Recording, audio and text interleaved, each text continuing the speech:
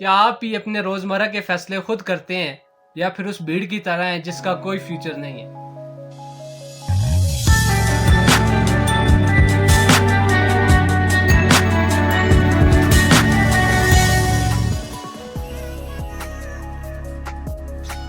السلام علیکم، welcome to my vlog.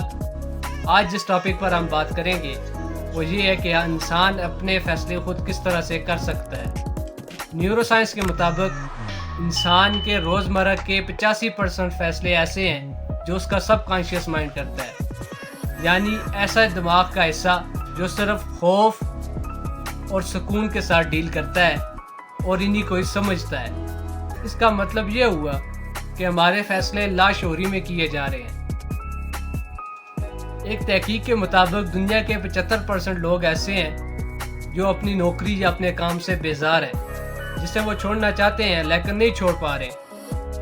روزانہ کہتے ہیں کہ کل سے یہ روٹین نہیں ہوگی، لیکن پھر جب جاگتے ہیں تو اسی ٹریک پہ چل پڑتے ہیں، بنا کچھ سوچے، بنا کچھ سمجھے۔ تو یہ کیوں ہوتا ہے؟ کیونکہ ان کا دماغ کمفرٹ زون کا عادی ہو چکا ہے۔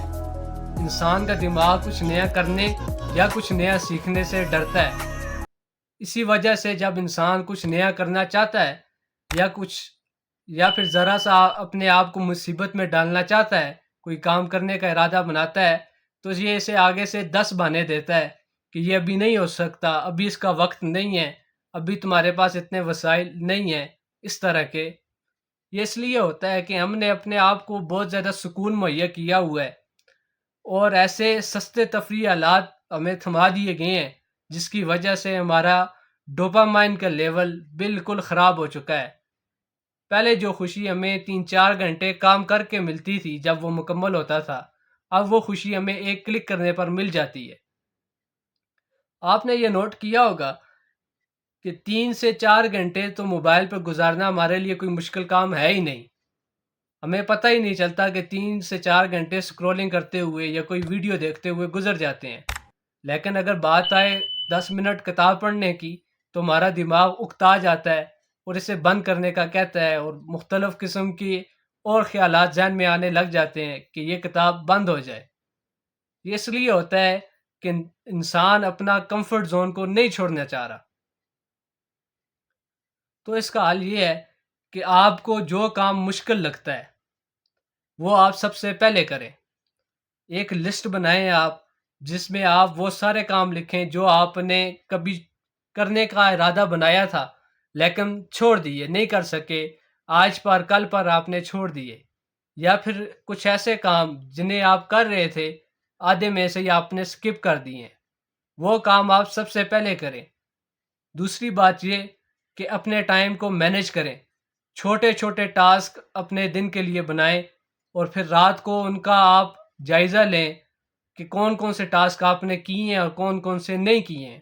اس طرح سے آپ کا دماغ چھوٹے کام اور چھوٹے چھوٹے گول کو سر انجام دینے کا عادی ہو جائے گا اور اس کا ڈوپامائن لیول بھی ٹھیک ہو جائے گا۔